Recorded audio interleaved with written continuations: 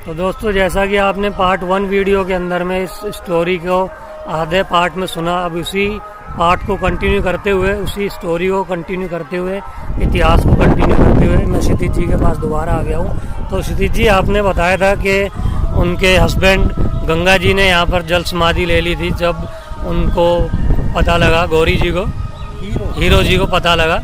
तो उससे आगे फिर बाद में क्या हुआ? जब हीरो जी को यह डर समाया हुआ था कि कहीं मेरे पति गंगा इस जल में डूब तो नहीं गए, तो उन्हें फिर अपने आराध्य की प्रार्थना करते हुए यह कहा कि मेरे पति के यहाँ डूबने का कोई संकेत दीजिए। जब उन्हें संकेत के तौर पर उनके डूबे हुए पति का हाथ बाहर दिखाई दिया तो वो भी उस जल में कूद पड़ी, और जैसे ही हीरो इस जल में कूदी तो जल की एक और तेज धारा प्रकट हुई, जिसमें 4 अलग अलग धाराएं प्रवाहित होते हुए अलग अलग दिशाओं में निकली और अलग अलग प्रकार की नदियों का उद्गम हुआ। धन्यवाद। तो वो अलग अलग जो नदियाँ 4 उत्पन्न हुई, वो कैसे, किस नाम से जानी जाती हैं? गंगा इस रूट से, देखिए, यहाँ से बहते हुए बैनगंगा बालाघाट की ओर प्रवाहित हुई। दूसरी नदी जिसका नाम हिर्री माई के नाम से जानी जाती है, वो जंगल से उसका उद्गम प्राप्त हुआ, और बालाघाट में हीरो और बैनगंगा का संगम हुआ है। बालाघाट में हीरो और बैनगंगा दोनों का संगम हुआ है। और जो थाली थी वो थाली 52 थड़ी के तौर पर निकली, और लोटा उसे एक चरु नदी का नाम दिया गया।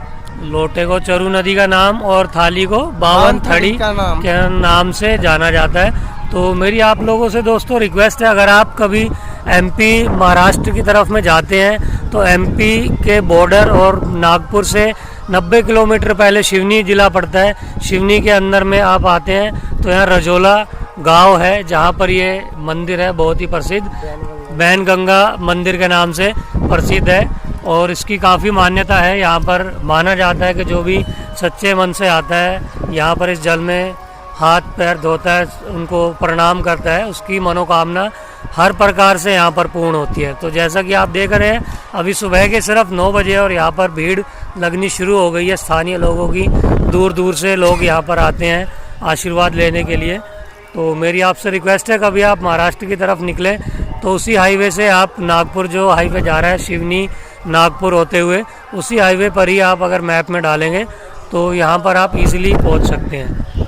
तो दोस्तों, मेरे वीडियो और चैनल्स को सब्सक्राइब कीजिए और कंटिन्यू रहिएगा मेरे साथ। आगे मैं और भी अनएक्सप्लोर्ड मंदिर एक्सप्लोर करके आपको उसके बारे में जानकारी दूंगा। जय सिया राम।